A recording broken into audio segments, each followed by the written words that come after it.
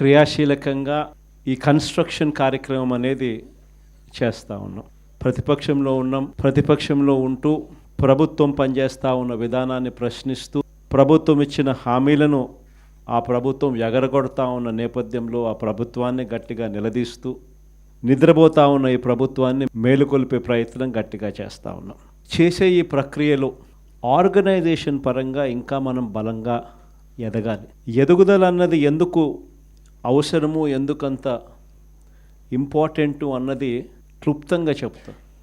ఈరోజు మన పార్టీని చూసినప్పుడు చాలామంది ఎమ్మెల్యేలు కొత్త వాళ్ళే. మన పార్టీ వచ్చినప్పుడే 2011లో మన పార్టీ మనం స్థాపించిన పరిస్థితుల మధ్యలో గమనిస్తే, నేను అప్పట్లో కాంగ్రెస్ పార్టీ నుంచి బయటకు వచ్చిన. నేను బయటకు వచ్చినప్పుడు నాతో పాటు వెనకాల ఎవరు లేరు. నేను మా అమ్మ ఇద్దరం మాత్రమే బయటకు వచ్చినాం.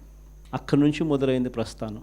నాతో పాటు కొంతమంది నాయకులు, నా మీద వ్యక్తిగతంగా అభిమానం ఉన్న నాయకులు కొంతమంది, మా కడప జిల్లాల నుంచి మరి ముఖ్యంగా కొంతమంది నాయకులు నాతో పాటు రావాలని అడుగులు ముందుకేశారు. నేనన్నా, నా పరిస్థితి ఏమిటో నాకే అర్థం కావడం లేదు. అందరూ అంటా ఉన్నారు, కేంద్రంలో కాంగ్రెస్ పార్టీతో ఢీకొంటా ఉన్నావు, రాష్ట్రంలో ముఖ్యమంత్రితో ఢీకొంటా ఉన్నావు కాంగ్రెస్ పార్టీతో.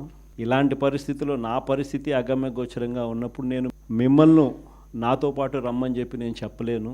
దేవుడు ఆశీర్వదించి నేను ఎదిగినప్పుడు, నేను బాగున్నప్పుడు అప్పుడు రండి అని చెప్పి కొంతమందికి చెప్పిన.